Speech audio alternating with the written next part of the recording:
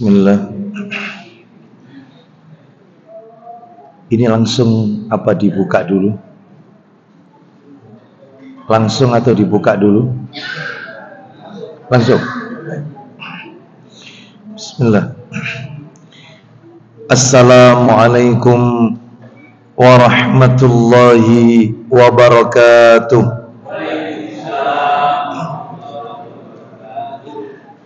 Alhamdulillah hamdan katsiran thayyiban mubarakan fi kama yuhibbu rabbuna wa yarda wa ashhadu an la ilaha illallah wahdahu la syarika lah wa ashhadu anna muhammadan abduhu wa rasuluh. Ya ayyuhalladzina amanu taqullaha haqqa tuqatih wa la tamutunna illa wa antum muslimun, amma ba'du, fa inna asdaqal hadisi kitabullah wa khairal hadi hadi Muhammadin sallallahu alaihi wasallam wa syarral umuri muhdatsatuha wa kullu muhdatsatin bid'ah wa kullu bid'atin dhalalah wa kullu dhalalatin finnar. Ikhwan wa akhwati fillah, bapak-bapak, ibu-ibu, kaum muslimin dan muslimah, jamaah majelis taklim Masjid Al-Falah, Perumahan Citra Harmoni, yang semoga dimuliakan oleh Allah Subhanahu wa ta'ala. Kepada segenap pengurus takmir Masjid Al-Falah, Perumahan Citra Harmoni, yang semoga dirahmati oleh Allah Subhanahu wa ta'ala, puji dan syukur kita panjatkan kepada Allah Subhanahu wa ta'ala atas segala karunia nikmat yang telah Allah berikan kepada kita. Salah satu dari sekian banyak kenikmatan-kenikmatan yang Allah berikan kepada kita dan kita rasakan pada pagi hari ini adalah Allah Subhanahu wa ta'ala memberikan kesempatan dan kemudahan kepada kita untuk duduk sejenak di salah satu rumah Allah dari sekian banyak rumah-rumah Allah yang ada di muka bumi ini, yaitu Masjid Al-Falah, dalam rangka talabul ilmi, menuntut ilmu. Semoga niat kita, langkah kaki perjalanan kita menuju rumah Allah ini semuanya tercatat di sisi Allah sebagai amalan yang diterima dan diridhai oleh Allah Subhanahu wa ta'ala. Bapak Ibu sekalian rahimani wa rahimakumullah, pagi hari ini untuk yang pertama kalinya kajian di pagi hari di Sabtu pekan yang pertama, kita berada di Masjid Al-Falah, Perumahan Citra Harmoni. Pagi hari ini saya tidak melanjutkan materi yang sudah biasa kita bahas secara rutin di Masjid Besar Ar-Rayyan, Perumahan Citra Harmoni, yaitu membahas kitab Ensiklopedi Hari Kiamat. Saya diminta untuk membahas kitab yang lain. Jadi materi kita tentang Ensiklopedi Hari Kiamat kita hentikan tidak kita teruskan. Insya Allah pada kesempatan-kesempatan yang lain akan kami sampaikan. Saya diminta untuk memberikan kajian di Sabtu pekan pertama ini di pagi hari di Masjid Al-Falah. Materinya seputar tentang sunnah Nabi dalam keseharian. Awalnya kami memberikan informasi kepada panitia dan takmir Masjid Al-Falah.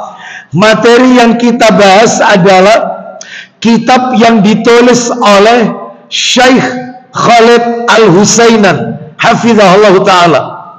Kitab yang berjudul Aktsaru min alfi sunnatin fil yaumi wal laila, yang sudah diterjemahkan ke dalam bahasa Indonesia. Lebih dari 1000 amalan sunnah dalam sehari semalam. Bahkan kalau tidak salah judul kitabnya itu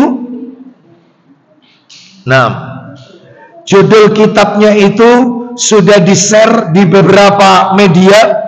Lebih dari 1000 amalan sunnah dalam sehari semalam.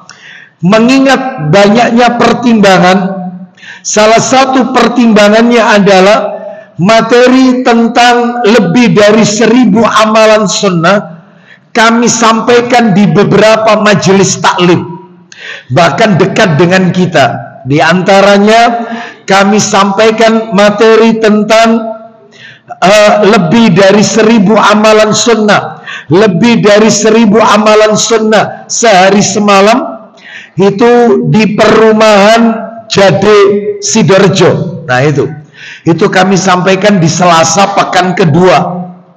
Lalu kemudian materi kitab itu juga kami sampaikan di Masjid Al-Ikhlas di Palm Spring, perumahan Palm Spring, Jambangan. Itu di Sabtu pekan pertama tadi pagi ba'da subuh. Bahkan kitab ini juga kami sampaikan di daerah Bangkalan, yaitu di Jalan Kusuma Bangsa, Bangkalan, Madura. Baik. Maka karena beberapa tempat kami sampaikan materi kitab tersebut, sehingga kami merubah untuk kajian kita di Masjid Al-Falah ini, Perumahan Citra Harmoni. Kitabnya adalah membahas kitab yang ditulis oleh Al-Hafidz Ibnu Hajar Al-Asqalani rahimahullah, yaitu kitab yang berjudul Kitabul Jami'. Kitabul Jami' seperti yang ada di tangan saya ini. Kitabul Jami'. Kitab apa ini? Nah, nanti kami akan jelaskan apa yang ada dalam kitab ini. Baik, Bapak Ibu sekalian, rahimani wa rahimakumullah.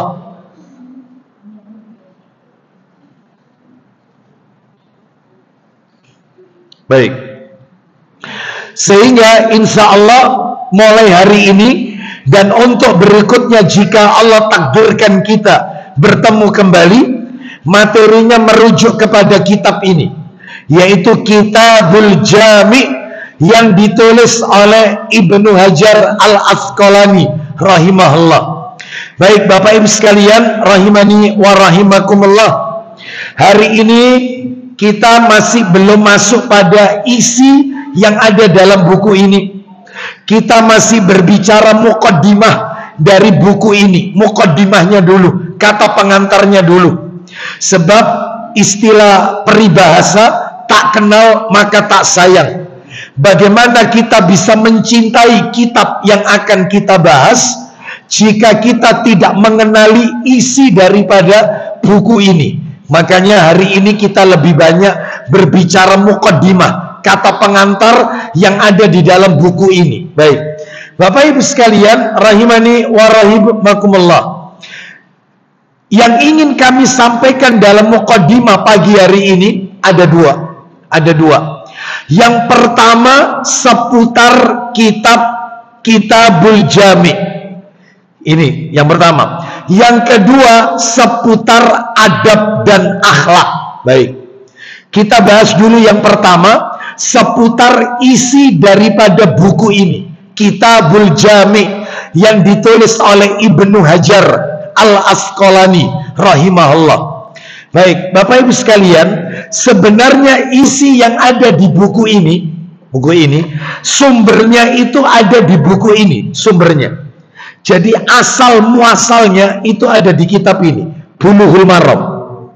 Bulughul Maram. Jadi mungkin Bapak Ibu pernah taklim ngaji ya kitab Bulughul Maram. Jadi isinya buku ini itu ada di sini sebenarnya. Jadi kalau Bapak Ibu lihat di dalam buku ini, kitab Bulughul Maram yang ditulis oleh Ibnu Hajar Al-Asqalani rahimahullah, itu di dalamnya terdapat banyak bab, banyak pembahasan.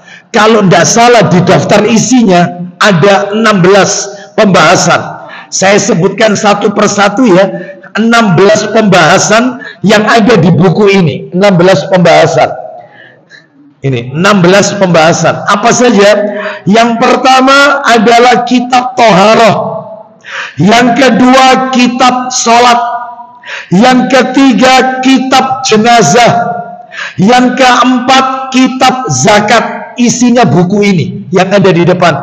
Yang kelima kitab puasa. Yang keenam kitab haji. Yang ketujuh kitab jual beli.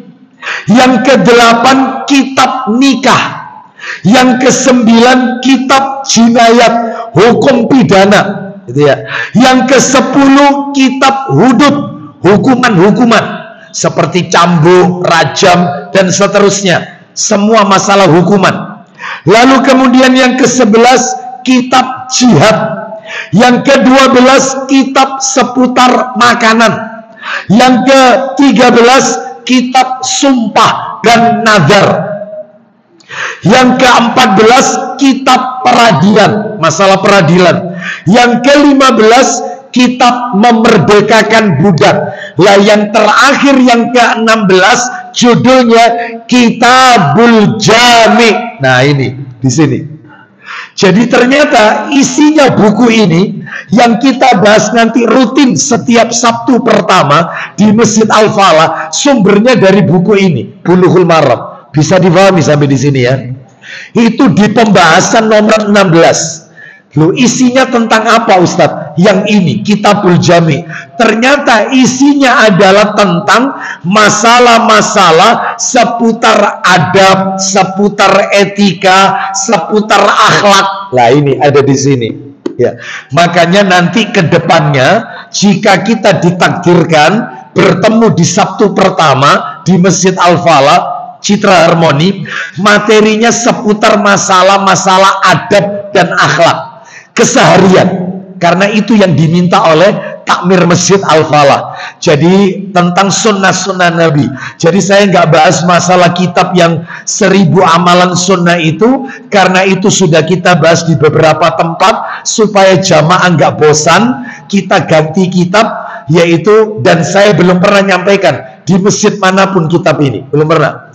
Baru launching yaitu Masjid Al-Falah. Ya, ini baru launching. Di masjid lain belum pernah. Majelis taklim yang lain belum pernah. Launchingnya baru di sini, Masjid Al-Falah Citra Harmoni. Baik, Bapak Ibu sekalian. Nah, ini isinya apa? Kitabul Jami'. Isinya yang ada di sini. Jadi kan kalau di buku ini bab 16 tentang Kitabul Jami'. Lah Kitabul Jami' sendiri isinya apa? Isinya ada 6. Di sini juga disebut Kitabul Jami' dalamnya 6. Lah yang 6 itu dibukukan sendiri oleh Ibnu Hajar, dibukukan sendiri. Ya. Apa 6 itu? Ternyata 6 itu isinya adalah 1 tentang masalah adab. Adab apa saja? Banyak, adab salam, adab macam-macam nanti, macam-macam. Yang kedua masalah silaturahim. Silaturahim. Yang ketiga masalah zuhud dan wara'. Nah itu ya. Yang berikutnya yang nomor 4, waspada terhadap akhlak yang buruk. Yang nomor 5, motivasi agar berakhlak yang baik. Yang nomor 6, zikir dan doa. Jadi cuma 6, tapi setiap pembahasan ini membutuhkan penjelasan, penjabaran yang sangat panjang. Baik, Bapak Ibu sekalian, rahimani wa rahimakumullah. Jadi materi kita adalah yaitu tentang Kitabul Jami'. Muncul satu pertanyaan. Nah, ini muncul satu pertanyaan. Kenapa? Mohon maaf, jangan berisik ya Bu ya. Mohon maaf ya, tenang ya. Muncul satu pertanyaan. Kenapa kok di dalam kitab Bulughul Maram ini isinya pembahasan nomor 1 sampai nomor 15 semuanya tentang masalah fikih? Kenapa justru yang nomor 16 materinya tentang adab dan akhlak di dalam buku Bulughul Maram ini? Jawabannya adalah seakan-akan penulisnya Ibnu Hajar Al-Asqalani rahimahullah ingin memberitahukan kepada kita bahwasanya, ingin memberikan pesan kepada kita bahwasanya ya, jangan sampai kita terlalu banyak menggeluti masalah ilmu fikih sehingga kita lupa dengan masalah akhlak, masalah adab. Dan ternyata kalau kita lihat di masyarakat kita kan seperti itu Bapak Ibu sekalian. Lihat di masyarakat kita, orang yang rajin taklim masalah akidah, menuntut ilmu tafsir, menuntut ilmu masalah fikih, nuntut ilmu tentang masalah apa ini ya, akidah tauhid, ternyata akhlaknya buruk ya. Rajin taklim masalah akidah sama orang tua durhaka, rajin taklim masalah tauhid, ternyata sama istri zalim, sama anak-anak zalim, sama tetangga nggak pernah akur. Berarti kalau begitu akhlak ini dibutuhkan. Karena apa? Karena kaitannya dengan hablum minan nas. Makanya seakan-akan penulis Ibnu Hajar Al-Asqalani rahimahullah ingin memberitahukan kepada kita bahwasannya ya, jangan sampai kita ini menuntut ilmu agama ya, terkait dengan akidah, tauhid, fikih, manhaj, hadis, tafsir, ternyata kita lupa dengan masalah akhlak ya. Makanya Bapak Ibu, ada salah satu pondok pesantren itu mulai SMP kelas 1 dan sampai SMP kelas 3, kelas 2 ya, itu materinya tentang adab, tentang akhlak. Jadi mulai masuk pondok kelas 1 SMP itu yang terus digembleng itu masalah adab dan akhlak. Baru kemudian SMP kelas 3 hafalan Quran tahfidnya, sehingga banyak wali santri itu komplit. Katanya wali santri, Ustadz, kenapa kok tidak mulai kelas 1 saja Ustadz? Lah kalau tahfidnya, hafalan Qurannya mulai kelas 3, kan kelas 3 itu kan waktunya pendek, tidak sampai setahun. Satu. Yang kedua, anak itu kalau sudah kelas 3 untuk ngapalkan itu susah Ustadz. Kenapa kok tidak dari SMP kelas 1? Jawabannya mudirnya, ustadznya luar biasa. Apa kata jawabannya? Percuma. Pondok yang saya pimpin ini menelurkan generasi-generasi hafal Quran, tapi kalau sama ustadznya tidak punya unggah-ungguh, sama orang tua tidak punya sopan santun, sama orang tua kurang ajar, di masyarakat dia sombong ya, dia arogan. Percuma hafal Quran tapi akhlaknya buruk. Mending saya menelurkan generasi-generasi yang punya adab, punya akhlak. Untuk urusan hafal Quran nanti berikutnya. Oh ya benar juga, karena ternyata banyak sekarang ikhwan-ikhwan yang rajin taklim tiap hari, tapi utang gak tahu bayar. Ya, itu rajin taklim, masya Allah, jilbabnya panjang-panjang, bahkan mungkin sebagian pakai cadar, bahkan taklim sana taklim sini, tetapi maaf akhlaknya buruk, dengan orang suka mencibir, yang menfitnah, menghibah. Maka ini yang salah bukan busananya, ini yang salah adalah orangnya yang dia gemar rajin masalah, bahas masalah tauhid ya. Oh kalau bahas masalah akidah, Masya Allah, tauhid dibagi 3, tauhid rububiyah, uluhiyah, asma wa sifat, dalilnya suratnya ini. Lalu kemudian pembatal iman itu ada 10, mantap, Masya Allah. Tetapi akhlaknya buruk ya, perilaku kesehariannya buruk. Lah ini makanya kita nggak pengen yang seperti ini. Silakan Anda belajar akidah tauhid, dan itu yang paling inti, belajar fikih, belajar hadis, belajar tafsir, tapi juga belajar adab dan akhlak. Makanya materi saya di Masjid Al-Falah Citra Harmoni setiap Sabtu pertama, materinya ke depannya nanti membahas seputar adab dan akhlak. Baik, sekarang itu muqaddimah pertama tuntas.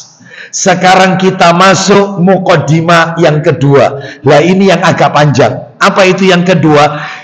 Seputar adab dan akhlak. Seputar adab dan akhlak. Yang pertama saya akan sampaikan, saya bagi menjadi beberapa poin. Saya akan sampaikan beberapa hal terkait seputar adab dan akhlak. Baik, nggak ada papan ya di sini ya? Nggak ada ya? Baik. Hah? Kenapa? Belum ada ya? Baik. Untuk berikutnya insya Allah dimudahkan oleh Allah Subhanahu Wa Taala. Kita lanjutkan. Nah, yang pertama seputar adab dan akhlak yang akan kami sampaikan adalah yang pertama ini, belajar adab dan akhlak sebelum mempelajari ilmu. Adab dan akhlak dikedepankan sebelum mempelajari ilmu. Ini nomor 1 dulu yang akan kami bahas nanti. Yang nomor dua, perbedaan adab dan akhlak. Apa bedanya? Ada adab, ada akhlak. Apakah adab itu mesti akhlak, akhlak itu mesti adab? Nah nanti kami akan sampaikan. Itu nomor 2. Yang nomor tiga yang akan kami sampaikan adalah kedudukan, atau kalau bahasa kerennya urgensivitas. Nah itu ya, kedudukan adab dan akhlak di dalam Islam. Itu nomor 3 ya, itu nomor 3, kedudukan adab dan akhlak di dalam Islam. Dan materi terakhir, materi penutup adalah doa agar kita memiliki adab dan akhlak yang mulia. Apa doanya supaya kita ini punya akhlak yang mulia? Nah itu nanti kita bahas materi nomor 4. Jadi supaya urut tidak melebar kemana-mana Bapak Ibu, kita buat rangkanya begitu, rangkanya. Baik. Sekarang kita bahas nomor 1 lebih dahulu. Apa tadi nomor 1? Belajar adab dan akhlak lebih dikedepankan sebelum mempelajari ilmu yang lainnya. Adab dulu. Mana bukti dalil-dalilnya? Saya akan bacakan perkataan beberapa ulama. Minta tolong Pak Didi dibantu. Ini aja. Nanti bagi Bapak Ibu yang catatannya tertinggal, maka akan kami kirimkan file PDF-nya. Ini satu persatu. Ini satu, ini artinya. Ini satu, ini artinya. Anda bacakan Arabnya. Nah, ya, kita akan tunjukkan perkataan beberapa para ulama, Bapak Ibu sekalian, yang menjelaskan tentang belajar adab itu, belajar akhlak itu lebih dikedepankan ketimbang belajar ilmu-ilmu yang lainnya. Nah, apa itu? 1 ulamanya. Yang pertama adalah perkataan Imam Darul Hijrah, yaitu Imam Malik rahimahullah. Imam Malik ini gurunya Imam Syafi'i ya. Imam Malik ini tinggalnya Madinah, kota Madinah. Sedangkan kalau Imam Syafi'i rahimahullah, beliau asli Gaza, Palestina. Palestina. Jadi Imam Syafi'i satu-satunya imam mazhab yang dia lahir di Palestina, ya, tinggalnya itu adalah Imam Syafi'i, dan satu-satunya ulama mazhab yang nasabnya ketemu dengan kakeknya Nabi Abdul Muthalib cuman Imam Syafi'i. Hanya Imam Syafi'i. Itu kalau kan nama aslinya Muhammad bin Idris rahimahullah. Muhammad bin Idris itu nama aslinya Imam Syafi'i. Itu kalau ditarik lurus ke atas Muhammad bin Idris bin ketemunya Abdul Muthalib. Langsung. Ya, Masya Allah, nasabnya bagus. Beliau dikirim oleh ibunya, dididik single parents, ya, nggak punya ayah. Dikirim ke Imam Malik untuk belajar dengan Imam Malik. Jadi berarti Imam Malik ini gurunya Imam Syafi'i. Apa perkataannya Imam Malik? Imam Malik itu lahir tahun 93 Hijriah, wafatnya, mohon maaf, ya, apa ini? Ya betul, wafatnya 179 Hijriah Imam Malik ini. Apa perkataan Imam Malik terkait dengan pentingnya adab akhlak sebelum mempelajari ilmu-ilmu yang lain? Saya bacakan. Beliau berkata, ta'allamil adab qabla an tata'allamal ilma. Silakan Pak Didi, Imam Darul Hijrah. Imam Darul Hijrah, Imam Malik rahimahullah pernah berkata kepada seorang pemuda Quraisy. Apa perkataannya Imam Malik? Pelajarilah adab sebelum mempelajari suatu ilmu. Loh, Imam Malik mengatakan pelajari adab sebelum belajar ilmu-ilmu yang lainnya. Baik, berarti lebih dikedepankan masalah adab atau akhlak. Terus kita lihat lagi seorang ulama yang bernama Abdullah bin Mubarak atau Ibnul Mubarak rahimahullah. Beliau berkata, ta'allamnal adab salasina aman wa ta'allamnal ilma 20. Silakan. Ya, Ibnul Mubarak, silakan. Dalam Syiar A'lamin Nubala, kayak Imam As-Sahabi rahimahullah sebutkan bahwa, dibaca saja yang Ibnul Mubarak, dicari Ibnul Mubarak rahimahullah. Ibnul Mubarak rahimahullah ada. Imam Malik tadi sudah, bawahnya lagi ada Ibnu. Terus lanjut Ibnul Mubarak. Ya, silakan. Ibnu Mubarak rahimahullah berkata, silakan. Kami mempelajari masalah adab itu selama 30 tahun. Sedangkan kami mempelajari ilmu selama 20 tahun. Belajar adab, belajar akhlak 30 tahun. Belajar ilmu yang lain 20 tahun. Berarti adab akhlak dikedepankan, urusan ilmu yang lain setelahnya. Karena ini bekal, ya. Ini penting ini. Sebab banyak orang itu mempelajari ilmu fikih, ilmu hadis, ilmu tafsir, ternyata mereka tidak punya adab, tidak punya akhlak. Maka tentunya ini tidak kita inginkan, Bapak Ibu sekalian. Ya. Saya mau tanya kepada panjenengan yang ngaji rutin di Masjid Al-Falah. Di Masjid Al-Falah ini taklimnya hari apa saja di masjid ini? Taklim rutinnya hari apa saja? Setiap hari ada? Oh, belum ada. Sabtu keempat, Sabtu pertama dan Sabtu keempat. Yang Sabtu keempat bahas apa? Tauhid. Siapa ustadznya? Ustadz Naji Iksan. Oh ya, guru saya itu, kepala sekolah saya itu. Ya, Ustadz Naji Iksan, hafizahullah ta'ala. Ya, dulu saya SMA Muhammadiyah, beliau kepala sekolahnya. Ya, Ustadz Naji Iksan. Baik, kirim salam sama beliau. Ya, nah, belajar tauhid kan, belajar akidah, maka ya harus didukung belajar adab.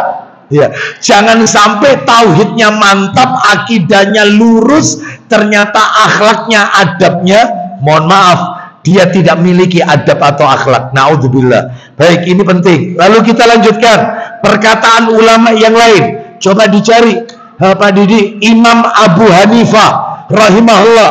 Ada enggak? Imam Abu Hanifah rahimahullah lebih senang mempelajari kisah-kisah. Ada? Baca, silakan. Imam Abu Hanifah. Stop. Imam Abu Hanifah berarti mazhabnya Hanafi. Oh, tadi sudah kita sebutkan Maliki, Imam Malik. Ada Syafi'i, Imam Syafi'i. Sekarang Imam Abu Hanifah, Imam Hanafi. Oh, itu ya. Rahimahullah. Beliau ini Bapak Ibu sekalian, Imam Hanafi ini, Imam Abu Hanifah ini, ya. Imam Abu Hanifah ini beliau ini seorang tabi'in Bapak Ibu. Tabi'in. Bukan tabi'ut tabi'in loh. Tabi'in. Berarti tabi'in itu ketemu sama sahabat. Beda dengan tabi'ut tabi'in. Kalau tabi'ut tabi'in itu nggak ketemu sahabat, tapi ketemu tabi'in. Jadi tabi'in itu hidup di mana sahabat Nabi hidup semua. Hidup. Sedangkan nggak ketemu Rasul. Rasul sudah wafat. Jadi kalau ketemu Rasul namanya sahabat. Kalau Rasul wafat lalu mereka lahir, itu namanya tabi'in, karena mereka hidup di zaman sahabat. Kalau sahabat wafat, mereka ada yang lahir, berarti tabi'ut tabi'in, karena ketemu sama tabi'in. Faham sampai di sini? Lah ini Imam Abu Hanifah ini tabi'in, ketemu sahabat. Nama aslinya Nu'man bin Sabit.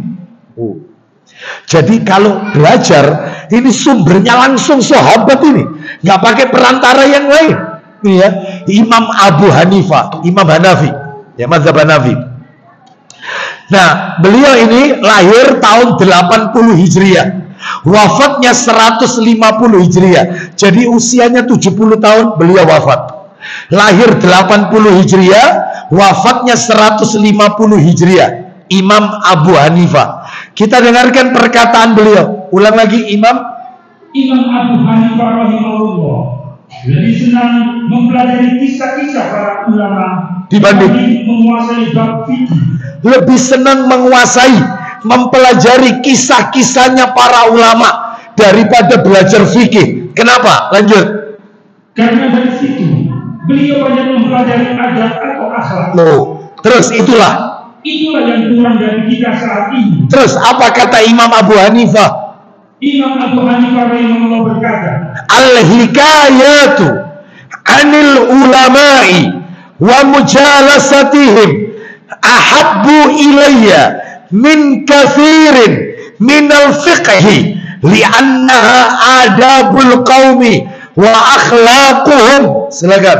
Kisah-kisah para ulama dan duduk bersama mereka lebih aku sukai daripada menguasai beberapa bab fikih. Kenapa? Karena dalam kisah mereka diajarkan berbagai adab dan akhlak luhur mereka. Oh, jelas. Ini perkataannya Imam Abu Hanifah rahimahullah. Ya, sampai situ materi yang pertama kita selesaikan, ya. Urgensivitas atau pentingnya mempelajari adab, akhlak daripada apa ini sebelum mempelajari ilmu. Adab dikedepankan sebelum mempelajari ilmu. Sekarang kita masuk materi yang nomor 2, perbedaan adab dan akhlak. Apa bedanya? Pak, Bu, mohon maaf, sebagian orang ada yang mengatakan adab itu ya akhlak, akhlak itu ya adab. Baiklah, kita hargai pernyataannya, perkataannya, kita hargai. Tetapi Bapak Ibu sebenarnya ada bedanya. Ada bedanya. Apa perbedaannya? Maaf ini, saya menukil dari apa yang disampaikan oleh Ustadzuna, Ustadz kita bersama. Ya, kami sebutkan nama beliau, yaitu bisa dilihat nanti di YouTube. Kami nukil dari ceramah beliau, yaitu Ustadz Dr. Syafiq Riza Basalama, MA, Hafizahullah Ta'ala. Itu pada kajian Surau TV saluran YouTube. Silakan nanti bisa diketik aja di YouTube-nya, perbedaan adab dan akhlak Ustadz Syafiq. Klik keluar, cari yang Surau TV. Akan muncul di situ, baru ada keterangannya. Ternyata orang yang belajar adab, orang yang beradab pasti berakhlak, Tetapi orang yang berakhlak belum tentu beradab, Kenapa? Akhlak belum tentu adab. Adab pasti akhlak. Loh, ini maksudnya apa? ternyata akhlak itu ada dua, Bapak Ibu. Akhlak itu dibagi dua. Ada yang pertama namanya akhlakul mahmudah atau akhlakul karimah. Akhlak yang terpuji. Yang nomor dua ada akhlak yang namanya akhlak madmumah, akhlak tercela. Jadi akhlak itu ada dua, ada yang terpuji, ada yang tercela. Nah, itu. Sedangkan kalau adab itu adalah semua bentuk akhlak yang terpuji, itulah adab. Jadi adab itu yang baik-baik toh. Adab itu. Ya, makanya panjenengan kalau membuka kitab-kitabnya para ulama, panjenengan tidak akan pernah mendengar atau membaca kalimat akhlak makan. Nggak ada. Yang ada itu apa? Adab makan. Tidak ada akhlak tidur. Nggak ada. Yang ada itu apa? Adab tidur. Akhlak bertetangga. Nggak ada. Yang ada itu adab bertetangga. Jadi akhlak belum tentu adab. Bisa jadi akhlaknya buruk, tetapi adab pasti akhlak. Karena adab itu yang baik-baik. Jadi akhlak lebih umum daripada adab. Intinya itu. Adab itu khusus yang baik-baik saja. Bisa difahami kira-kira di sini? Sudah bisa membedakan? Ya, kira-kira ini, kira-kira ada nggak yang saya ucapkan ini benar atau salah? Akhlak memasuki masjid. Yang benar apa?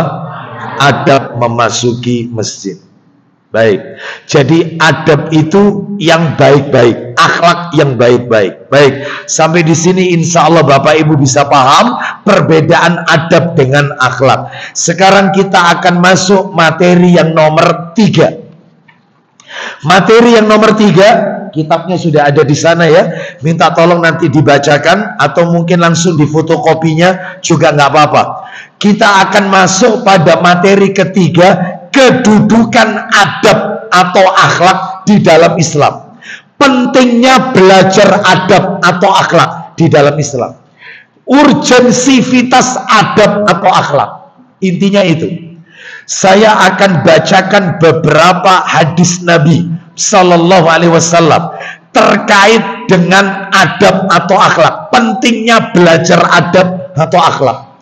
Dalilnya adalah dalil yang pertama. Dalil pertama, minta tolong dibuka Sahih Targhib wa Tarhib, nomornya 2639, 2639, jilid 5 kan? Silakan. 2639, 2639 dari sahabat Nawas bin Sam'an radhiyallahu an, dia berkata, Rasulullah sallallahu alaihi wasallam bersabda. Silakan 2639. Kita dengarkan. Nawas bin Sam'an radhiyallahu an, dia berkata, ya, aku telah bertanya kepada Rasulullah sallallahu alaihi wasallam silakan tentang kebaikan dan dosa. Lanjut. Maka beliau menjawab. Stop. Kita dengarkan ya. Nabi sallallahu alaihi wasallam ditanya tentang kebaikan dan dosa. Kita dengarkan jawaban Nabi. Nabi menjawab, al-birru husnul khuluq. Silakan. Maka beliau menjawab, ya, kebaikan adalah akhlak yang baik. Ulang lagi. Maka beliau menjawab, silakan. Kebaikan adalah akhlak yang baik. Jadi Nabi sallallahu alaihi wasallam bersabda, yang namanya kebaikan itu adalah akhlak yang baik. Jadi seluruh bentuk kebaikan itu adalah akhlak yang baik. Makanya akhlak itu ada dua, ada akhlak yang terpuji, ada akhlak yang tercela. Sedangkan akhlak yang terpuji itulah kebaikan-kebaikan di dalam Islam. Jadi Bapak Ibu kalau ingin tahu yang masuk kategori akhlak yang baik, ya akhlak yang terpuji itu apa saja? Oh banyak, ya banyak, ruang lingkupnya banyak. Yang masuk kategori akhlak yang terpuji, kebaikan di dalam Islam apa saja? Menyambung silaturahim dengan orang yang memutuskan hubungan dengan kita, kita sambung silaturahim. Terus memaafkan kesalahan orang, terus memberi sesuatu kepada orang yang pelit kepada kita, itu termasuk akhlak yang terpuji. Dermawan, rajin sodako, sabar dalam menghadapi gangguan manusia. Oh itu ya, sabar. Ya, jadi kalau misalnya taklim diusir, ya itu harus sabar. Ya. Kalau marah berarti tidak pernah belajar adab berarti. Ya, gak usah marah. Ngapain pakai marah-marah? Ya, itu. Terus diantaranya adalah berwajah ceria. Gitu ya. Terus suka meninggalkan debat, nggak usah debat, termasuk ridho terhadap takdirnya Allah. Jadi kalau ada orang suka sambatan, suka mengeluh, ya seperti itu berarti dia tidak memiliki akhlak yang terpuji. Orang yang berakhlak yang baik terpuji itu ridho dengan takdirnya Allah, ridho dengan takdirnya Allah. Nah, seperti itu. Termasuk poligami itu takdir. Nah, itu. Ridho. Makanya yang komplain marah-marah itu belum belajar adab, itu belum belajar adab. Ya. Baik. Ada yang salah dengan ucapan saya? Tidak ada kan? Baik, kita lanjutkan. Termasuk diantaranya adalah meninggalkan semua yang Allah haramkan, ditinggalkan semua yang Allah haramkan, ditinggalkan. Itu akhlak terpuji, malu, jujur, menahan diri dari perbuatan perkataan yang tidak manfaat, bakti dengan orang tua, bersikap tenang, tidak tergesa-gesa, gak gerusak-gerusuk. Itu termasuk akhlak terpuji. Pandai bersyukur, tidak suka irian. Oh, itu banyak akhlak terpuji itu. Menjaga lisan, amar ma'ruf nahi mungkar, suka ngasih nasihat kepada kaum muslimin, taat kepada ulil amri, taat. Oh itu. Jadi mereka yang suka menggunjing ulil amri, nah, itu berarti kurang belajar apa? Ada taat. Ya, seperti itu. Semangat dalam beribadah, tidak mudah putus asa, mutung, ya, gak mudah. Menjaga amanah, menjaga kesucian, berani mengatakan yang hak, memuliakan tamu-tamunya, memuliakan para tetangga. Oh, banyak ini ruang lingkupnya akhlak adab itu. Baik. Ya. Oleh karena itu, itulah semuanya akhlak yang terpuji. Mudah-mudahan kita memiliki akhlak-akhlak tersebut. Sekarang saya tunjukkan dalil nomor 2. Dalil yang kedua tentang pentingnya adab dan akhlak. Coba dibuka dalilnya. Silakan dibuka dalilnya. Sahih Targhib wa Tarhib. Nomornya 2641. 2641 dari Abu Ad-Darda radhiyallahu an. Ayo dibaca. Dari Abu Ad-Darda radhiyallahu an bahwasanya Nabi sallallahu alaihi wasallam beliau bersabda. Kita dengarkan ya, kita dengarkan.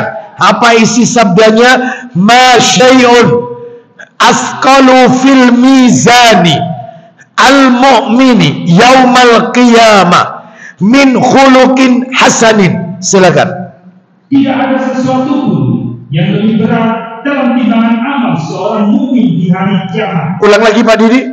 Tidak ada sesuatu pun yang lebih berat dalam timbangan amal seorang mukmin di hari kiamat daripada akhlak yang baik. Mungkin Bapak Ibu dalam hati bertanya, memangnya nanti di akhirat itu ada timbangan Ustadz yang dipakai untuk menimbang amal kebajikan? Ada. Allah akan siapkan nanti neraca timbangan di hari kiamat.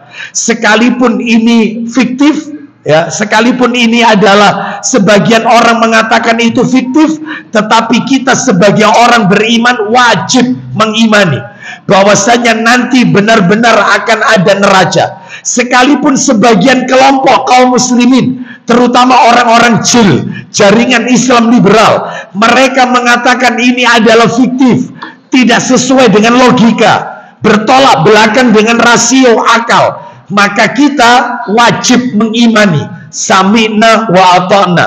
Nanti di hari kiamat benar-benar Allah akan pasangkan, Allah akan datangkan neraca timbangan. Nah, sekalipun Bapak Ibu sekalian, maaf ini, sekalipun amalan itu kan abstrak.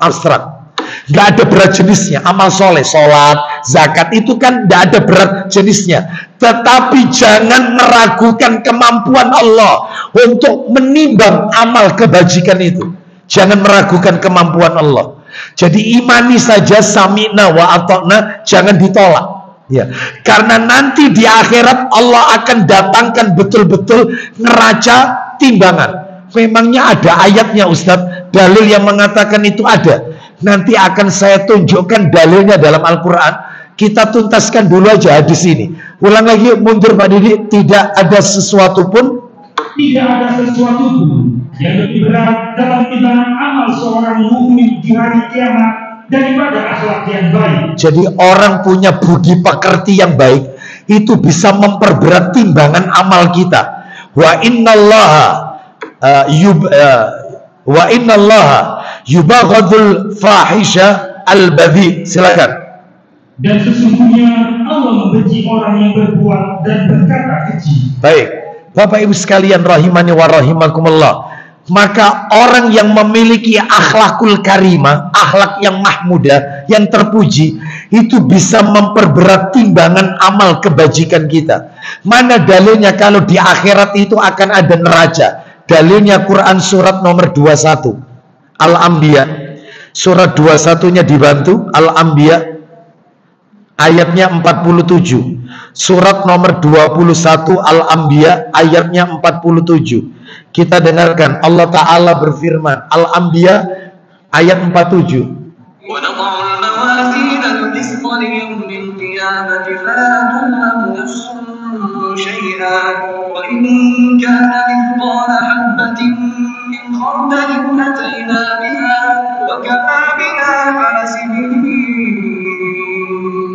Silakan. Kami akan memasang timbangan yang tepat pada hari kiamat. Ulang lagi terjemahannya Pak Didik. Kami akan memasang timbangan yang tepat pada hari kiamat. Loh, akan ada timbangan. Allah siapkan timbangan. Jadi jangan meragukan kemampuan Allah. Terus lanjut. Maka tiada dirugikan seseorang barang sedikit pun. Maka seseorang tidak akan pernah dirugikan oleh Allah sedikit pun. Lanjut. Dan jika amalan itu hanya seberat biji sawi pun, pasti kami mendatangkan pahalanya. Meskipun amalannya kecil seberat biji sawi, tetap akan didatangkan oleh Allah. Pasti diganjar oleh Allah. Allah tidak zalim. Ya, lanjut teruskan. Dan cukuplah kami sebagai pembuat perhitungan. Nah, ini ya, berarti nanti di akhirat akan ada neraca. Ya, Allah akan datangkan yaitu timbangan. Baik. Kita lanjutkan sekarang dalil ketiga tentang pentingnya orang itu memiliki budi pekerti, akhlak yang mulia, adab, akhlak yang baik. Dalil ketiga adalah, silakan dibuka Sahih Targhib wa Tarhib, nomornya 2642 2642 dari Abu Hurairah. Silakan, radhiyallahu an. Dari Abu Hurairah radhiyallahu an, dia berkata, Su'ila Rasulullah sallallahu alaihi wasallam an aksari ma yudkhilun nasa al jannah. Silakan. Rasulullah SAW ditanya tentang sesuatu yang paling banyak memasukkan manusia ke dalam surga. Nabi ditanya oleh seseorang, wahai Rasulullah, amalan apa yang paling banyak memasukkan orang ke dalam surga? Bapak Ibu pengen tahu? Ini luar biasa ini. Amalan yang paling banyak memasukkan orang ke dalam surga. Jawabannya Pak Didi? Maka taqwallah wa husnul khuluq. Silakan. Yang paling banyak memasukkan orang ke dalam surga itu bertakwa kepada Allah dan memiliki akhlak yang baik. Apa itu takwa? Takwa itu menjalankan seluruh perintah Allah dan Rasulnya, serta menjauhkan diri dari semua yang dilarang oleh Allah dan Rasulnya, yaitu namanya takwa. Itu ya. Jadi takwa ini luar biasa Bapak Ibu sekalian. Bahkan khotib Jumat itu kalau dia khutbahnya tidak memberikan nasihat pesan takwa, maka khutbah Jumatnya cacat, katanya ulama. Sepakat. khutbah Jumatnya cacat. Jadi kalau ada khotib, dia membaca muqaddimah alhamdulillah atau innal hamdalillah nahmadu, dan tidak ada pesan untuk bertakwa, maka khutbah Jumatnya cacat. Terus kemudian yang benar bagaimana? Ada pesan takwa. Misalnya dengan membaca ya ayyuhalladzina amanu taqullah haqqa tuqati wa la tamutunna illa wa antum muslimun, atau misalnya usikum bitaqwallah, usikum binafsi wa ya usikum bitaqwallah, aku wasiatkan kepada kalian untuk bertakwa kepada Allah. Ittaqillah, bertakwalah kalian kepada Allah. Jadi harus ada pesan takwa. Ya. Bahkan orang menikah saja itu butuh modal takwa dalam rumah tangga. Iya. Kata Nabi sallallahu alaihi wasallam bersabda, "Man tazawwaj faqad istakmala nisfal iman, falyattaqillaha fi nisfil baqi." Kata Nabi, barang siapa yang menikah, maka dia telah menyempurnakan separuh imannya. Maka hendaklah dia bertakwa kepada Allah untuk menutupi sisanya yang separuh. Jadi orang itu kalau menikah, separuh imannya, separuh agamanya sempurna. Lah sisanya disuruh bertakwa kepada Allah. Makanya kalau ada orang menikah, lalu suami istrinya bertakwa kepada Allah, sempurna imannya, sempurna agamanya. Lah terus kalau belum menikah Ustadz, belum apa-apa. Loh, belum sempurna. Ya, kalau sudah menikah imannya bagaimana? Orang menikah tadi? Enggak, imannya bagaimana imannya? Separuh, 50%. Ya, anggap persentase. Orang menikah ijab kabul 50% imannya. Sisanya apa? Bertakwa sehingga jadi 100%. Baik. Lah kalau orangnya belum menikah, maka belum sempurna imannya, belum ada apa-apanya, maka segera menikah. Apalagi kemudian nikah lagi, tambah sempurna, mumtaz. Ya, kita lanjutkan. Ini maksud saya ini kepada mereka yang sudah pernah menikah, terus kemudian pasangannya meninggal, menikahlah untuk menyempurnakan. Bukan yang sudah nikah terus. Kita lanjutkan. Kita lanjutkan ya. Jangan diralat ya. Oh, jangan usah diralat ya. Saya khawatirnya ini yang terakhir saya berarti. Kita lanjutkan, Bapak Ibu sekalian. Jadi yang memasukkan orang ke dalam surga itu apa tadi? Satu, takwa kepada Allah. Yang kedua, berakhlak yang baik, husnul khuluq.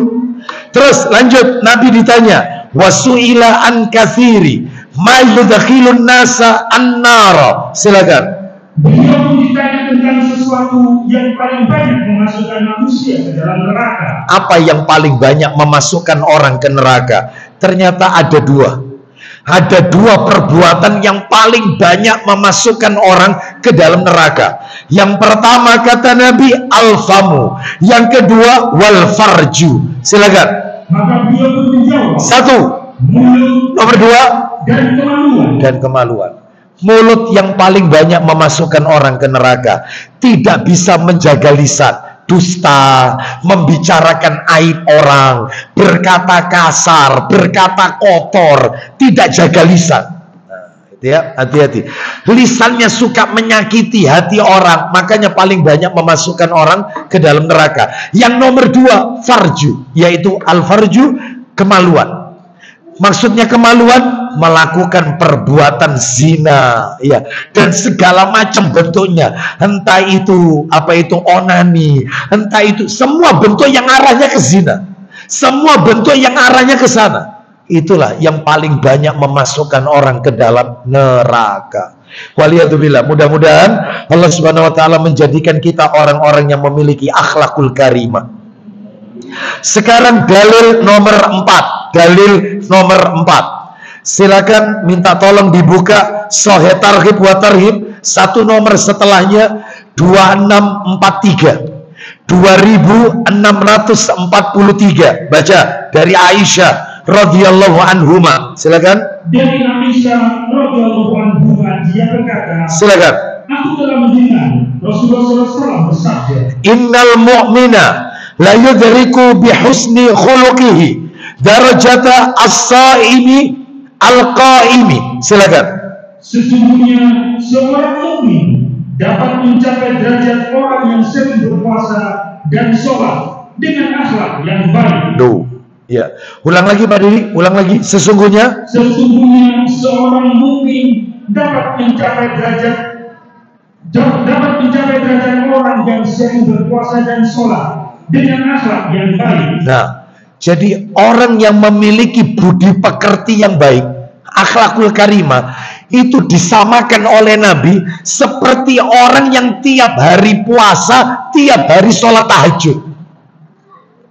Pahalanya kayak gitu. Orang yang punya budi pekerti sama orang tua, lisannya dijaga. Kan banyak anak-anak itu yang tidak menjaga lisan sama orang tuanya. Contoh ini, contoh ya. Contoh, gak usah yang jauh-jauh, contoh kecil aja. Seorang ayah, seorang ibu menasehati anaknya. Nak, bapak ambil ibu ke sekolah, nak. Kamu yang lebih pinter daripada bapak, daripada ibu. Bapak ini biar SR gak jangkep, ya, gak lulus. Kamu yang sarjana. Cuman nak, cuman bapak kalau boleh usul, sebaiknya nanti kamu kalau kuliah nak, kamu ngambil yang ini. Belum kelar berbicara langsung dipotong sama anaknya. Sebentar Pak, sebentar Bu, sebentar. Cara berpikirnya bapak sama ibu itu gak bisa diterapkan zaman sekarang. Masya Allah. Belum kelar berbicara sudah dipotong pembicaraan orang tua. Banyak nggak yang model kayak begini? Banyak sekali. Anak-anak yang lisannya membuat hati orang tua menjadi sakit. Sampai ada orang tua berkata kepada saya, Ustadz, saya itu Ustadz jadi orang tua tak eman kalau ngomong Ustadz. Daripada dikurang ajari anak Ustadz. Makanya anak saya itu wis cukup. Yang penting saya sudah nasihati, ternyata dia masih seperti itu. Daripada saya dikurang ajari, saya lebih baik diam Ustadz. Tak dungakno, ya Allah berikan yang terbaik. Sudah itu. Mudah-mudahan anakku soleh-soleh, itu dok. Tapi Ustadz rasanya hati ini tidak kuat Ustadz. Cuman saya kalau ngomong anak saya ngomong sedikit, anak saya berkecap-kecap. Ada enggak anak-anak yang kayak begini? Ya, makanya hati-hati ya. Jadi dalam hal ini adalah kembali ke materi kita, ada orang yang berakhlak baik itu derajatnya sama dengan mereka yang setiap hari berpuasa dan malamnya sholat tahajud. Masya Allah ya. Jadi pentingnya akhlakul karimah. Sekarang dalil ke-5. Kita tutup sampai 6 dalilnya. Dalil ke-5. Tolong dibuka Sahih Targhib wa Tarhib, nomor hadisnya 2648. 2648. Ayo. Dari Abu Umamah Al-Bahili radhiyallahu an. Silakan. Dari Abu Umamah radhiyallahu an dia berkata, ya silakan. Rasulullah SAW bersabda, kita dengarkan isi sabdanya. Ana zaimun bi baitin fi rabadil jannati liman tarakal mira'a wa in kana muhiqqan. Silakan. Aku menjamin satu rumah di pinggiran surga. Saya dapat menjamin sebuah rumah di bagian surga yang paling bawah, kebun-kebun surga, rumah di dalam surga tapi levelnya level bawah. Untuk siapa Pak Didi? Bagi orang yang meninggalkan perdebatan walaupun ia benar. Gak usah debat Bapak Ibu. Jadi kalau ada saudara kita yang kita berikan dia nasihat ternyata ngeyel, sampaikan aja, ini dalilnya Pak, ini ayatnya, ini hadisnya. Oh iya tapi nek mazhabku itu, selesai. Gak usah debat, gak usah. Orang meninggalkan debat meskipun posisinya benar, dapat rumah di surga tapi level bawah. Level bawah, rumah di surga. Bayangkan, gak usah debat. Agama ini bukan buat untuk debat kusir, gontok-gontokan, gak usah. Beda mazhab, biasa. Kita saling menghargai. Yang penting Anda sudah nyampaikan gugur kewajiban. Perkara dia masih seperti itu, ya sudah urusannya dia kepada Allah. Ya, seperti itu. Saya pernah menasihati seorang imam, ya, imam sholat. Saya lihat imamnya ini terlalu cepat. Bahkan ini sholat duhur, sholat asar, sholat yang tidak dijaharkan, yang dibaca sir, imam nggak baca kan, otomatis makmum kan baca Al-Fatihah. Kita belum selesai Al-Fatihah sudah rokok baru baca subhanakallahumma wa bihamdika sami Allah. Masya Allah cepatnya. Setelah selesai kelar gak ada jamaah, saya kelihatan, saya aja 4 mata. Saya tunjukkan dalilnya. Mas, mohon maaf. Nabi bersabda, Sahih Targhib wa Tarhib nomor 529. Nabi bersabda, innar rajula la yusalli sittina sanatan wa ma tuqbalu lahu salatun.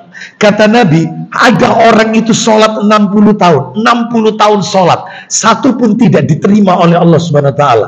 Kenapa Mas? Panjenengan pengen tahu? La'allahu yutimmu ruku' wala yutimmu sujud, wa yutimmu sujud wala yutimmu ruku'. Ini kitabnya Mas. Katanya Nabi, bisa jadi rukuknya sempurna, sujudnya tidak sempurna. Sujudnya sempurna, tapi rukuknya tidak sempurna. Berarti sholatnya terlalu cepat. Orang tergesa-gesa, nggak diterima Mas. Tak tunjukkan lagi hadisnya. Katanya Nabi, sholat itu dibagi 3. Sepertiga untuk wudhu, sepertiga rokok, sepertiga sujud. Jadi sholat itu dibagi 3. Sepertiga pertama wudhu, sepertiga kedua rokok, sepertiga ketiga sujud. Itu katanya Nabi, kalau 3-3-nya itu sempurna, diterima sholatnya. Tapi kalau salah satu tidak sempurna, wudhunya tidak benar, atau mungkin rukuknya salah, atau sujudnya kecepatan, ya, tidak tumaknina, maka nggak diterima oleh Allah. Apa katanya dia? Yang penting sudah tak tunjukkan sama saya dalilnya, kitabnya pun tak tunjukkan sama dia. Apa kata dia? Maaf ya, mohon maaf ini Pak Ustadz, saya tahu yang Ustadz sampaikan tadi kitabnya, hadisnya itu sahih, saya tahu. Nah terus kenapa kok sholatnya cepat? Maaf Pak Ustadz ya. Kalau menurut guru saya loh Pak Ustadz, ini menurut Ustadz saya nih, kiai saya Pak Ustadz. Jadi Rasul masih kalah sama kiainya. Kalau menurut saya loh Pak Ustadz, loh Mas ini agama, jangan menurut saya. Kalau menurut saya opini, berarti itu opini. Ini qala Allah wa qala Rasul, Nabi loh, utusan Allah yang menyampaikan. Loh, saya tahu Pak Ustadz, saya tahu itu Rasul yang menyampaikan. Tetapi menurut kiai saya, guru saya kalah. Orang itu kalau sholatnya terlalu lama, maka pikiran tambah belayang gak karu-karuan. Makanya lebih baik cepat daripada kita mikir sana mikir sini terlalu lama. Wih, dijawab pakai opini, bukan pakai dalil. Saya nunjukkan dalil, dibantah pakai akal. La haula wala quwata. Selesai, gugur kewajiban. Saya pindah cari masjid yang lain yang lebih tumaknina. Saya nggak mau berada di imami dia. Kenapa? Hujjah sudah disampaikan. Nah, makanya kita nggak usah gontok-gontokan. Sampaikan dalil. Kalau ditolak, Anda sudah gugur kewajiban. Kalau dia mau menerima, alhamdulillah. Tentunya itu yang kita inginkan. Ternyata dia menolak, gugur kewajiban. Bisa dipahami di sini? Orang kalau meninggalkan debat dapat apa tadi? Rumah di surga. Di bagian mana? Pinggir bawah, level bawah. Terus lanjut, wabi baitin fi wasatil jannati liman tarakal kadhiba wa in kana mazihan. Silakan. Satu rumah di tengah surga bagi orang yang meninggalkan dusta walaupun dapat bercanda. Nah, itu ya. Baik. Kata Nabi, aku menjamin mendapatkan rumah di bagian tengah-tengah surga. Tadi level bawah, sekarang ada di tengah-tengah. Rumah itu ada di tengah-tengah surga. Untuk siapa? Untuk orang yang tidak berdusta, sekalipun dalam keadaan bercanda, bergurau. Pak, Bu, maaf, Nabi itu suka bercanda. Suka. Sampai ada buku judulnya, silakan panjenengan kalau jalan-jalan ke daerah Surabaya Utara, daerah Kahamas Mansur, banyak toko kitab. Anda cari bukunya, warnanya kalau nggak salah warnanya merah kalau nggak salah. Penerbitnya Pustaka Ibnu Katsir. Itu judulnya, itu buku Arab yang sudah diterjemahkan bahasa Indonesia. Judulnya Candanya Nabi. Agak tebal sekian. Jadi panjenengan akan lihat ternyata Nabi ki suka guyonan. Tetapi yang Nabi sampaikan hak dari Allah. Dari Allah. Contoh Ustaz, contoh guyonannya Nabi. Datang orang tua menghadap Nabi. Orang ini berkata, wahai Rasulullah, doakan aku masuk surga, wahai Rasulullah. Doakan aku masuk surga. Nabi lihat orang itu mulai atas sampai ujung kakinya. Apa kata Nabi? Maaf Pak ya, maaf. Di surga tidak ada orang tua. Maaf. Di surga gak ada orang tua. Ya sedangkan orang ini orang tua. Ya tentunya dia kecewa kan, nangis. Sama Nabi dipanggil lagi kemarin. Lalu Nabi sampaikan, kepingin tahu? Coba minta tolong Pak Didi. Sahih Targhib jilidnya jilid 6. Itu jangan ditutup dulu. Jilid 6, jawabannya ada di sini. Nomornya 3701 Pak Didi. 3701. 3701. Ayo dibaca. Sahih Targhib wa Tarhib nomor 3701. Silakan dibaca. Ya, silakan. Dari Al-Hikam radhiyallahu anhu, ya. bahwa Rasulullah SAW bersabda, isinya tidak ada seorang pun yang mati, terus baik dalam keadaan masih kecil atau kuburan. Ulang lagi, tidak ada seorang pun yang mati, baik dalam keadaan masih kecil atau keguguran. Stop, balita atau bayi keguguran. Lanjut. Atau tua. Atau dia matinya mati tua. Lanjut. Dan manusia itu memang hanya berkisar antara keduanya. Lanjut, teruskan. Melainkan dia akan dibangkitkan dalam usia 33 tahun. Jadi meskipun matinya bayi keguguran, selama roh sudah ditiupkan, itu tetap nanti masuk surganya umur 33. Yang mati umur 80 tahun masuk surga 33. Semuanya 33. Makanya betul katanya Nabi, maaf di surga gak ada wong tua. Betul, karena memang seluruh penduduk surga usianya usia. Makanya Nabi itu kalau guyonan gak pernah bohong. Makanya orang kalau guyon, canda, tapi hak itu dapat rumah di surga bagian tengah. Terus selain umurnya 33 Pak Didi, lanjutkan. Jika dia termasuk penghuni surga, maka dia berukuran Nabi Adam. Tingginya kayak Nabi Adam. Nabi Adam itu 60 hasta. Bapak Ibu pengen tahu satu hasta itu berapa? Satu hasta itu dari sini, ujung jari tengah sampai ke siku. Ini satu hasta ini. Anggap 50 cm. Anggap aja. Berarti kalau 60 hasta, berapa meter berarti? 30 meter berarti. Anggap 50 cm. 50 cm kan setengah meter. Berarti kalau 60 hasta, ya dikalikan 60, 30 meter. Tingginya ini plafon berapa ini plafon? Plafon ini berapa? Hah? 4? 45 meter ya? 4 ya? Berarti kalau 30 meter, 7 kalinya ini. Semua, meskipun pada saat meninggal dunia 160 tingginya, mati tingginya 160, terutama rata-rata penduduk Indonesia kan 160-an tingginya. Itu nanti kalau dia masuk surga seperti Adam, 30 meter kurang lebih, 60 hasta. Terus lanjut, silakan. Ya. Jika dia termasuk penghuni surga, maka dia berukuran Nabi Adam. Lanjut. Berwajah Nabi Yusuf. Semuanya seperti Yusuf. Kalau mengelek, semuanya cantik, ganteng, semuanya Yusuf. Bayangkan seperti itu. Ibu-ibu tidak perlu di sana pakai skincare, nggak perlu. Ya. Terus kemudian di surga tiap malam mati ini. Sekarang nggak perlu.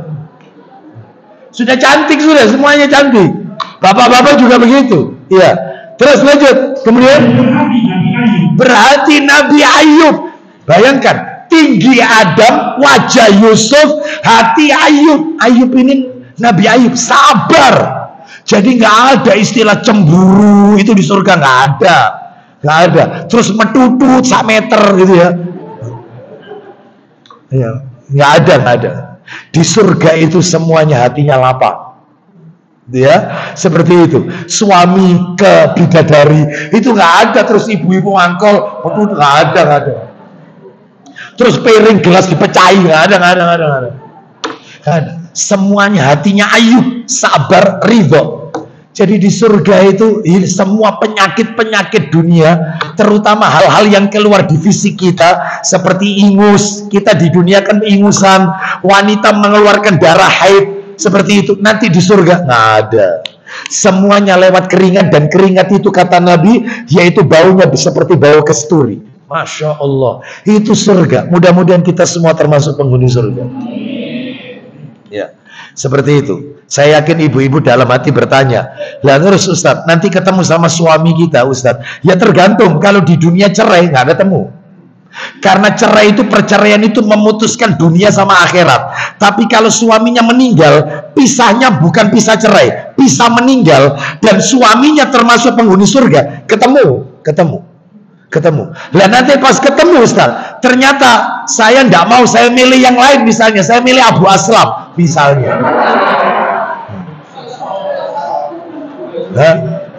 Iso lah. Kok gak iso itu ya? Saya tergantung Abu Aslamnya mau apa enggak kan gitu. Jadi boleh seperti itu Ustaz, milih. Padahal ini pasangan ini boleh.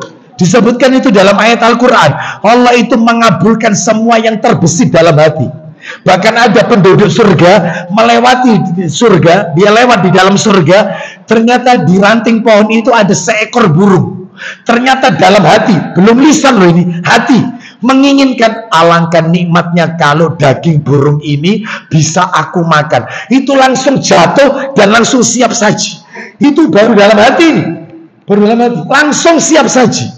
Itu di surga, dan itu tidak ada semua di dunia kayak gini, nggak ada. Ya, seperti itu. Ya, lah kalau wanita itu kawin bolak-balik Ustadz, kawin pertama suaminya meninggal, kawin lagi meninggal lagi, nikah lagi ternyata meninggal lagi, 3 kali mati semua Ustadz, wafat semuanya, dan ternyata 3-tiganya masuk surga semuanya. Saya nanti sama siapa? Katanya Nabi, sama yang terakhir, suami yang terakhir. Ternyata saya tidak mau, milih yang lain. Boleh, ada dalil, tidak apa-apa.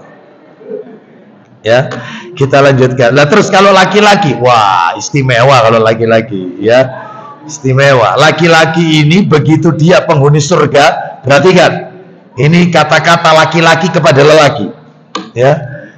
Laki-laki itu kata Nabi Sallallahu Alaihi Wasallam dalam hadis yang sahih, kalau masuk surga, begitu masuk surga, dia sudah dapat jatah 2 bidadari surga. 2. Ini bukan istrinya yang di dunia, bukan. Ditambah lagi istrinya di dunia, ditambah lagi kalau dia memiliki amalan-amalan tertentu, maka akan ditambah jumlah. Contohnya, amalan apa Ustaz? Menahan amarah. Dia akan dinikahkan 70 bidadari surga. Gak ngamuan.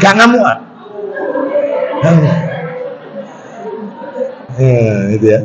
Jadi makanya seorang suami yang tidak pernah marah sama istrinya, itulah seorang suami jawara sejati. Jadi percuma badan keker, atletis, ya binaragawan, wah, ya. Tapi ngamuan sama istrinya, berarti itu bukan jawara, bukan pendekar.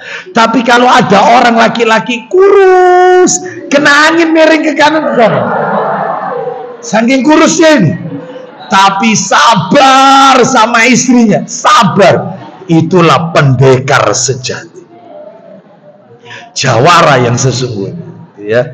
Dan itu nanti dia akan mendapatkan jatah bidadari lebih banyak tentunya, ya. Kita lanjutkan. Sekarang yang nomor berapa? Masih nomor 5 ya, masih nomor 5. Pernah terakhir penutup, silakan Pak Didi dibaca, silakan hadis yang tadi. Wa bi baitin fi a'lal jannati liman hassana khuluqahu. Silakan. Loh bukan, yang tadi.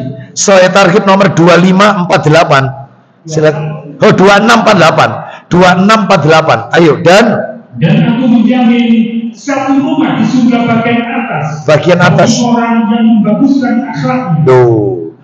Orang yang memiliki akhlak karimah, budi pekerti yang baik, maka dia akan diberi oleh Allah rumah di bagian paling tinggi dari surga. Makanya ini menunjukkan pentingnya memiliki akhlakul karimah. adab dalam kehidupan kita, ya. Saya mau tanya sama Bapak Ibu tadi, mereka yang tadi dibacakan hadisnya mendapatkan apa tadi di surga tadi? Rumah ya, rumah. Ternyata Bapak Ibu, di surga itu ada 4 model tempat tinggal. 4 model tempat tinggal. Ada orang itu di surga mendapatkan rumah, ada. Ada orang itu di surga mendapatkan berupa kemah, seperti kemah. Ini jangan diumpamakan seperti persami gitu ya, bukan ya. Bukan, kemah. Dan ini kata Nabi, panjangnya kemah itu terbuat dari mutiara dan panjangnya 60 mil, panjangnya masuknya ke dalam 60 mil dengan berbagai macam kenikmatan di dalamnya. Ini nomor 2 ini. Yang nomor 3, ada orang itu di surga mendapatkan kamar-kamar yang di bawahnya sungai-sungai air yang mengalir. Masya Allah, nggak ada di dunia ini, nggak ada. Yang nomor 4 yang istimewa, ada orang itu nanti di surga, dia nggak dapat rumah, nggak dapat kemah, nggak dapat kamar-kamar, tetapi mendapatkan istana. Ini yang istimewa. Jadi ada masing-masing. Intinya tempat tinggal di surga itu ada 4 model tempat tinggal. Semuanya ada di Quran. Pengen tahu dalilnya? Sekarang yang nomor 1, rumah dulu. Apa ada di surga itu rumah? Coba dibuka dalilnya, surat nomor 66 ayat 11. Surat nomor 66 ayat 11. Surat 66 itu surat apa ya? At-Tahrim. Betul, At-Tahrim. Ayatnya ayat 11. Surat At-Tahrim ayat 11. Allah Ta'ala berfirman, At-Tahrim ayat 11.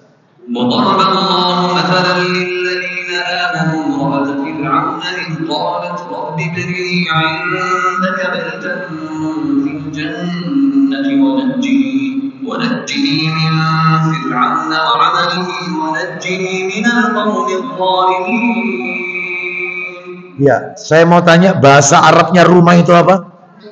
Baitun. Di sini disebutkan bait. Ya, silakan, ayo.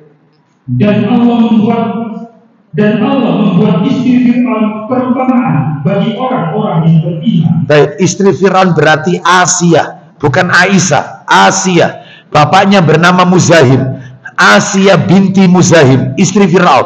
Suaminya yaitu mengaku Tuhan, Fir'aun mengaku Tuhan, menantang Allah Azza wa Jalla.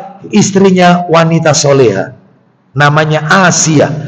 Apa doanya Asia dalam ayat ini? Doa istrinya Fir'aun kepada Allah Azza wa Jalla. Silakan. Ketika ia berkata, silakan. Ya Rabbku, ini doanya, isi doanya. Silakan. Bangunkanlah untukku sebuah rumah di sisimu dalam Firdaus. Ya, seperti itu. Stop. Bangunkan aku rumah yang ada di sisimu di dalam surga. Ya, apa ini? Bangunkanlah untukku sebuah rumah di sisimu di dalam surga. Jadi ini menunjukkan rumah itu ada di surga. Ini nomor 1. Yang nomor 2, tempat tinggal di surga itu ada yang namanya apa tadi? Saya sebutkan tadi, kemah. Kemah itu Allah sebutkan di dalam surat Ar-Rahman, surat nomor 55, ayatnya 72. Surat 55 ayat 72. Surat 55 ayatnya 72. Kita dengarkan. Allah Ta'ala berfirman, di mana letaknya bidadari ini? Allah berfirman, Ar-Rahman 72.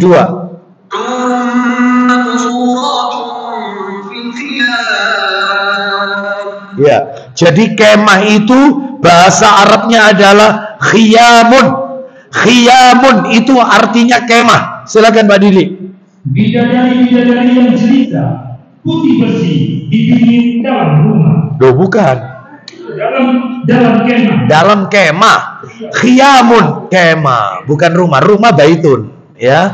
Saya tambahkan ya, supaya kita jelas kemah ini maksudnya apa, panjangnya berapa, terbuat dari apa, supaya tahu kita kalau ada tempat tinggal yaitu berbentuk kemah. Kita lihat ya, seperti kemah. Coba dibuka Sahih Muslim. Sahih Muslim, kita butuh dalil satu lagi. Sahih Muslim nomor asli nomor 2430. Sahih Muslim nomor 2430, 2430 nomor asli ya.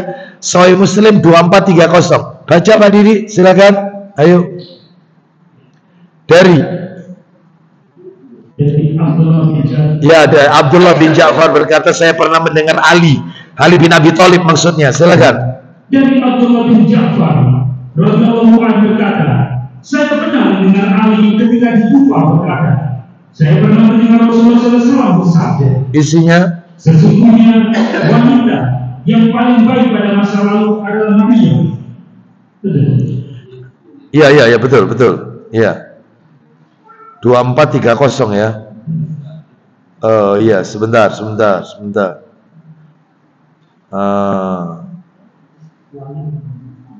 Iya, sebentar. Itu disebutkan panjangnya kemah itu 60 mil, terbuat dari apa tadi? Mutiara. Nah, ini sebentar, saya akan carikan ini. Iya. Sebuah rumah di surga. Ya, enggak, artinya tempat tinggal di surga. Ya. Tempat tinggal di surga. Nah, ini 28? Coba 2838. Oh iya betul, 2838. Silakan, coba. Ya, silakan. Dari Abu Bakar bin Abu Musa bin Qais, dari ayahnya, dari Nabi SAW, dia bersabda. Ya, silakan. Kemah mutiara, panjangnya di langit 60 mil. 60 mil, terus. Setiap sudutnya ada keluarga milik orang mukmin. Ya. Yang lain tidak bisa melihat mereka. Nah, seperti itu ya.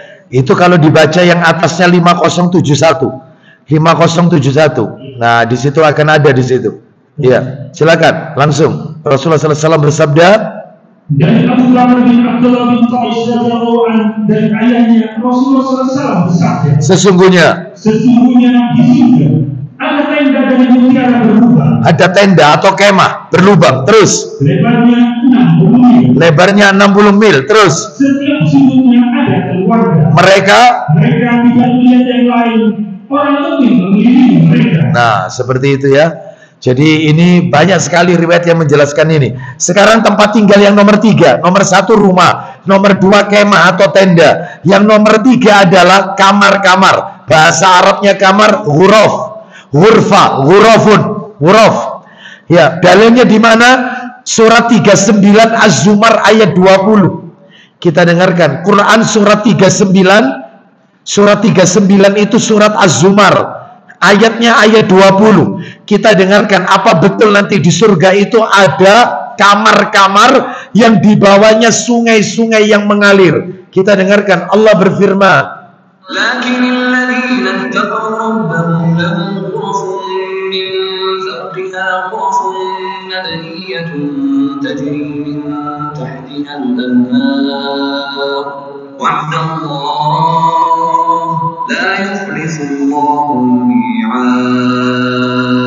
silakan Az-Zumar ayat 20. Silakan. Tetapi orang-orang yang bertakwa kepada Rabbnya, mereka mendapat kamar-kamar di surga. Nah, bagaimana kamar-kamar itu? Di atasnya terdapat pula kamar-kamar yang dibangun bertingkat-tingkat. Yang di bawahnya bagaimana? Mengalir di bawahnya sungai-sungai. Itulah janji Allah. Allah tidak akan memungkiri janji. Jadi ada yang mendapatkan kamar. Ya, kamar seperti itu. Lalu yang terakhir, lah ini yang menarik, yaitu mendapatkan istana, tempat tinggal di surga. Ada yang bentuknya istana, bahasa Arabnya kusurun. Dalilnya di mana? Surat Al-Furqan, surat nomor 25 Al-Furqan, ayatnya ayat 10. Ayat 10. Surat Al-Furqan, surat nomor 25. Ayatnya ayat 10. Kita dengarkan ayatnya. Allah Ta'ala berfirman, Tabarak.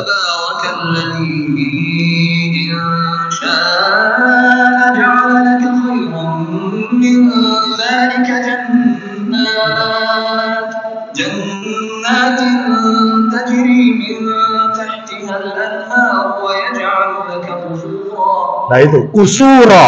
Silakan, ayo. Maha suci Allah yang jika dia menghendaki niscaya dijadikannya bagimu yang lebih baik dari yang demikian. Apa itu? Yaitu surga-surga yang ada sungai-sungai di bawahnya. Terakhir, dan dijadikannya pula untukmu istana-istana. tuh, istana-istana ada. Ada rumah, ada kemah, ada kamar, ada istana. Lah ini amalannya apa saja? Insya Allah lain kesempatan aja ya. Yang mendapatkan rumah itu siapa saja? Yang akan mendapatkan kemah itu amalannya apa?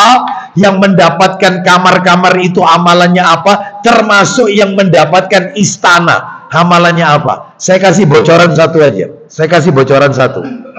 Yang mendapatkan rumah yang tadi panjenengan sudah dengarkan, meninggalkan perdebatan, itu rumahnya bagian bawah. Terus yang kedua, tidak berdusta meskipun dia bercanda, itu kan dapat rumah tadi.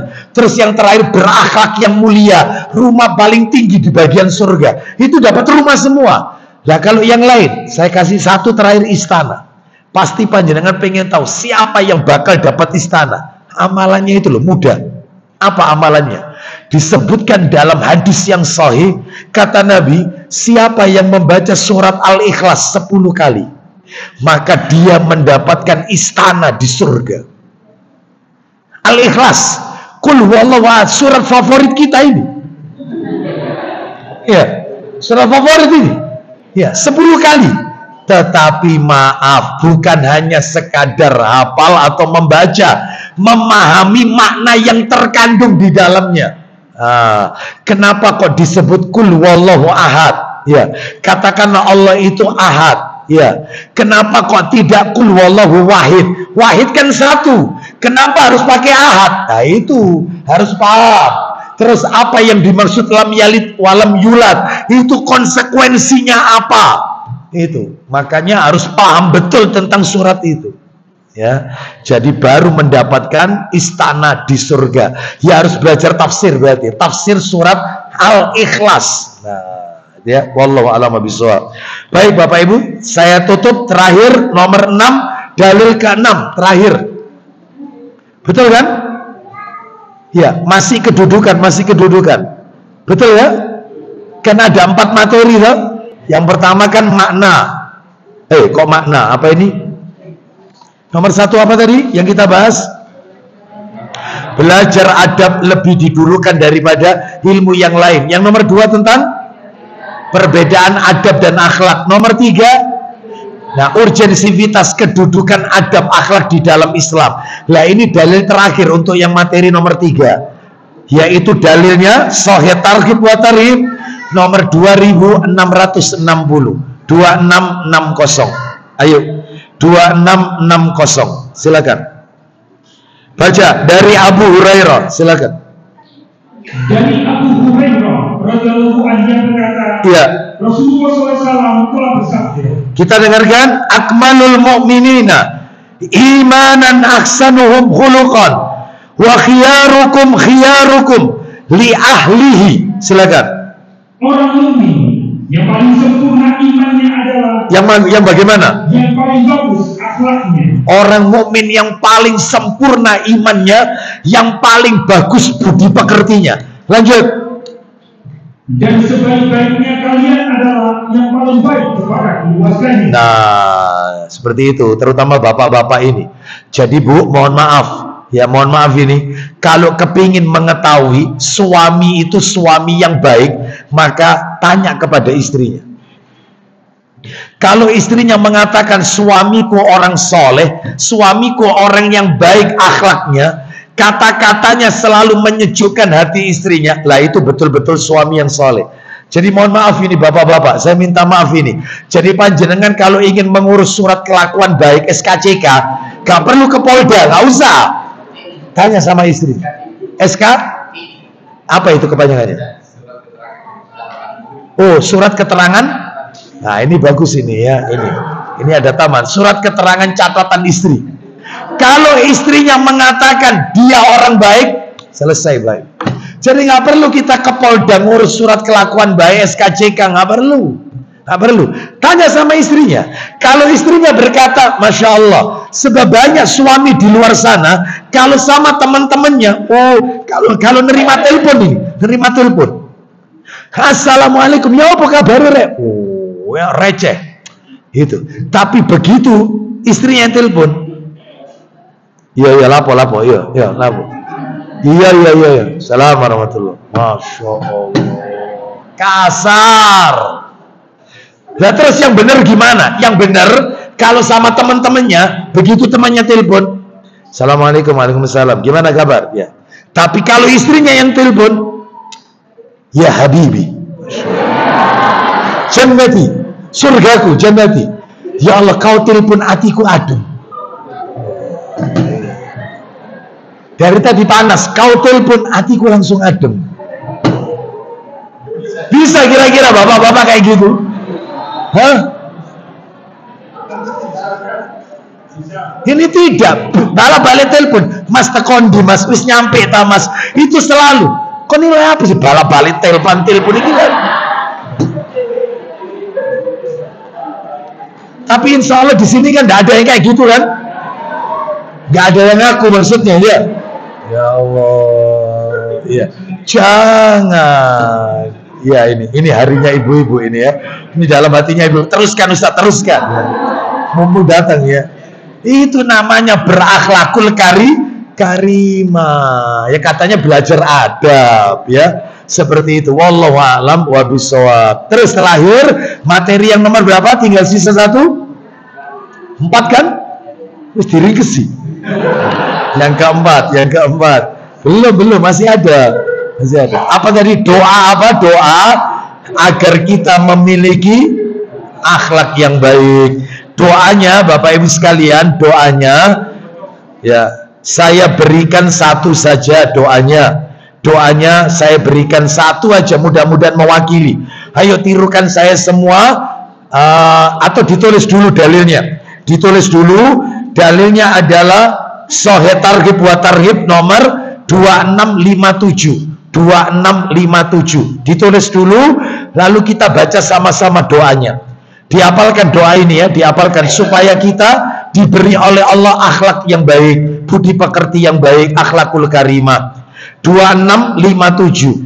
Saya baca, tirukan saya semuanya. Allahumma kama ahsanta khalqi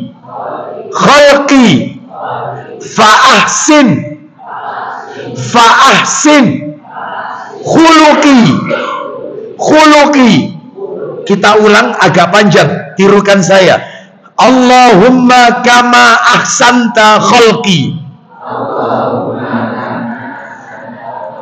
Allahumma kama ahsanta khalqi fa ahsin khuluqi. Baca artinya Pak Didi, baca. Ya Allah, sebagaimana engkau telah membaguskan penciptaanku, maka berbaguslah akhlakku. Sebagaimana engkau telah memperbagus penciptaanku, maka perbagus pula akhlakku ya Allah. Ya, wallahu a'lam wa bishawab. Demikian yang bisa kami sampaikan, semoga menjadi tambahan ilmu yang bermanfaat ya Bapak Ibu. Berarti mulai bulan depan, jika ditakdir kita ketemu lagi di Sabtu pekan pertama, materinya membahas kitab ini Bapak Ibu ya, Kitabul Jami', kitab yang isinya kumpulan adab dan akhlak. Jadi ada 6 poin yang dibahas dalam buku ini, tapi rinciannya panjang, satu persatu. Baik, mungkin nanti untuk berikutnya saya disiapkan siapkan OHP layar ya, disiapkan. Insya Allah nanti bisa kita tampilkan di layar. Baik, demikian kita tutup dengan kafaratul majelis. Saya tidak buka tanya jawab karena saya masih ada amanah di tempat lain, agak jauh, daerah Gresik ya. Kita akhiri, wassallallahu ala nabiyyina wa ala alihi washabihi wasallam. Subhanakallahumma wa bihamdika asyhadu an la ilaha illa anta astaghfiruka wa atubu ilaik. Wa akhiru da'wana anil hamdulillahi rabbil alamin. Assalamualaikum warahmatullahi wabarakatuh.